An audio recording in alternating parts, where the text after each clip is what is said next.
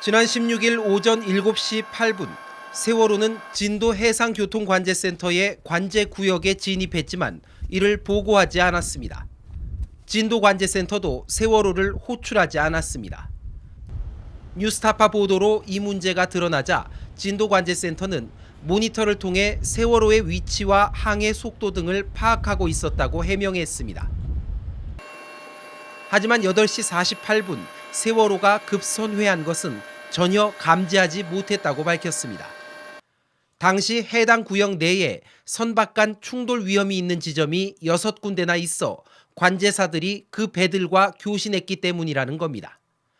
그러나 공개된 오전 8시 40분부터 9시까지 다른 선박과의 교신 기록을 봐도 세월호 이외에 급박한 상황은 없었습니다.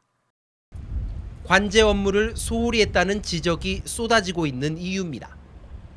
그런데 더 이해할 수 없는 문제가 있습니다. 지난 2012년 3월 해경은 진도와 여수 두 곳의 관제센터에 지능형 해상교통 관리 시스템을 도입했습니다. 선박 위치와 운항 정보, 기상 정보 등을 연계해 선박 사고를 사전에 예측하고 해당 선박은 물론 관할 상황실과 구조기관, 정부와 지자체 등 유관 기관까지 상황을 자동으로 전파해주는 시스템입니다. 해경은 이 시스템을 구축하는 데 22억여 원을 투입했고 선주협회와 해운조합 관계자 등 20여 명을 불러 대대적인 홍보 시연회까지 열었습니다. 그러니까 가동 중인 상태인지 여쭤보려고 연락드렸어요. 예, 가동 중입니다. 충돌이 있을 때 그게 알람이 울리던데. 선박의 충돌뿐만 아니라 항로 이탈과 갈지자 항해까지 실시간으로 감지해 경보를 보낼 수 있게 돼 있습니다.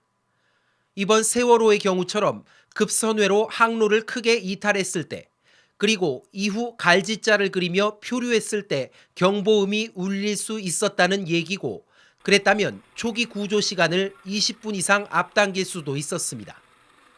그런데 왜 이번엔 이 시스템이 작동하지 않았을까?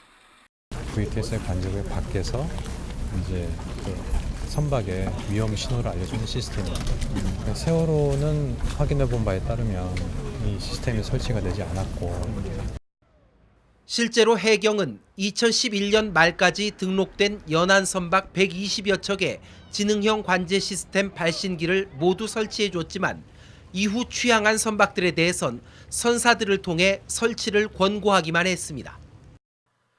발신기 설치 비용은 한 척당 150만 원. 그러나 2013년 취항한 세월호는 발신기를 처음부터 설치하지 않은 것으로 확인됐습니다. 불과 150만 원을 아끼려던 해운회사 때문에 최첨단 관제 시스템이 무용지물로 전락한 셈이지만 국내 최대 규모 여객선에 대해 발신기 설치를 권고하는 데만 그친 해경 당국도 할 말이 많지는 않을 것으로 보입니다. 뉴스타파 김성수입니다.